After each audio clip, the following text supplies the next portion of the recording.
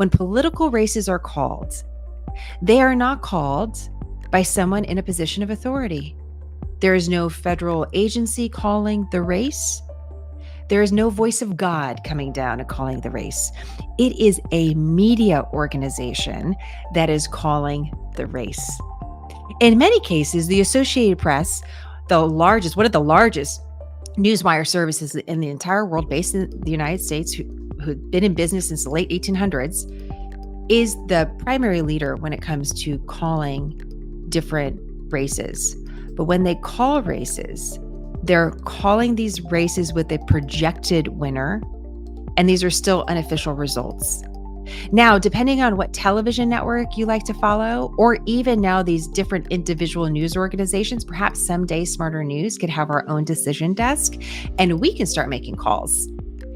But something to note is every single network or media organization that's in that field, that has that sort of posture to field a team, is fielding a different team of researchers or analysts or professors or experts who have a very different process of looking at results, who are calling those results at different times. And there's a competition that's taking place behind the scenes. The networks are watching each other to see who calls what when.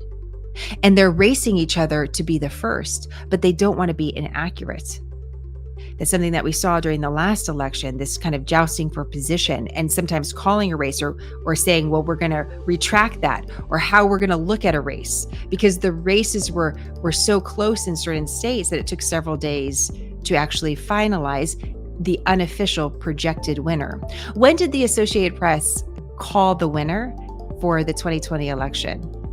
It actually happened on Saturday, November 7th, and mostly the rest of the news organizations are following, even though, again, these are unofficial projected results. The Associated Press says they have 100% accuracy in all their years of doing this. They are an industry leader. But you also have these other groups that are attempting to do something similar and to do it just as accurately. How are they doing that? What does it even look like? It depends on who you ask. In some situations, and I can only give you a little bit behind the scenes from what I saw, when I was working at Fox News, there was a election night in particular, which was, I believe, let me go back, 2012, which so many years. So not that I want to date myself in all of this, but it's important to note that I have not been at Fox News now, let's see, 7 years. So a lot can happen during that time period. And certainly the news landscape has completely changed.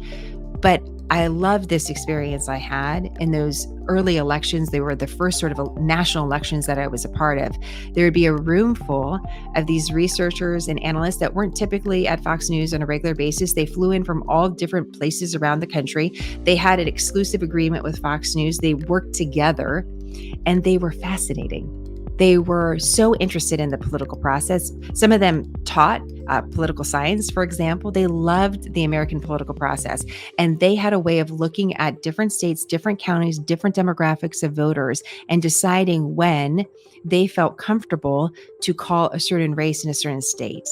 Sometimes they would walk out of their room and they would be chatting because they would be taking a little bit of a break, and they would say, okay, we really think it's, this state is leaning this way, but we're going to wait for 2 more counties because we can't go with it yet. We got to wait to see what's going to happen next. And they had this sort of potion that they put together. Potion is probably not the word that they would use.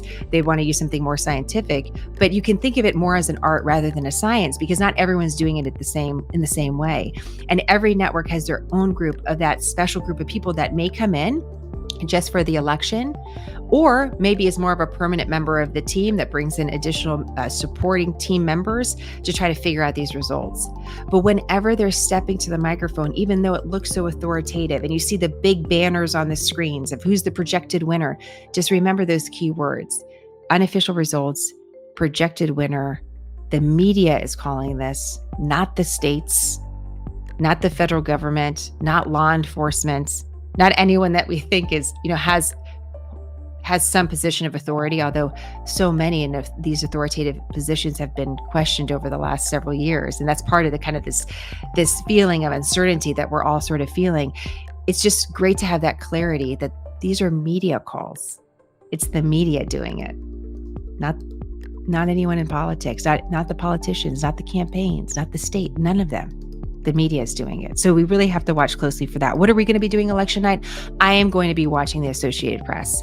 The Associated Press will not always be first, but they're a place that I like to go, that I trust particularly in this situation, in part because they're not on live TV or a live streaming service, trying to, again, joust for that position. With the stakes so high and clarity needed so much, a little slower is okay for me.